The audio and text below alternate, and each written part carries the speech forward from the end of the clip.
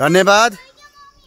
आज फेरि पनि हामी सिन्धुलीगढी आइपुगेका छौँ।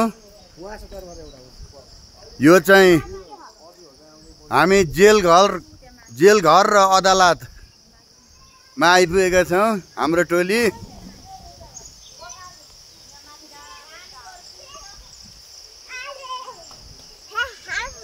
ल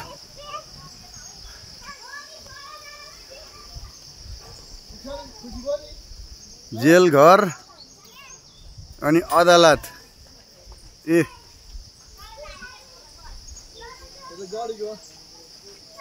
गढीको जेलघर र अदालत घुम्न आएको हामी चाहिँ सिन्धुलीबाट फुटकोट हुँदै त्यस पछाडि पानी हुँदै रामेछाप हुँदै अहिले आएको हामी बल्ल गढी दरबार आइपुग्यौँ।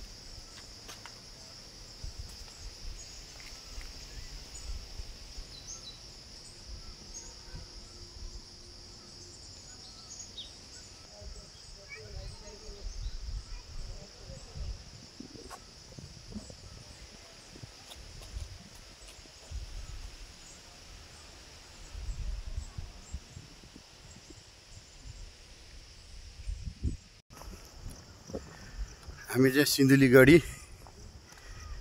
आज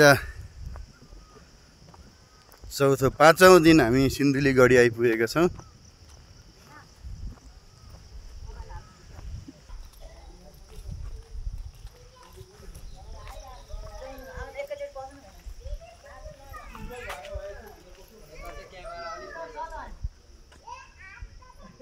ल हामी चाहिँ सङ्ग्रहालय अगाडि छौँ।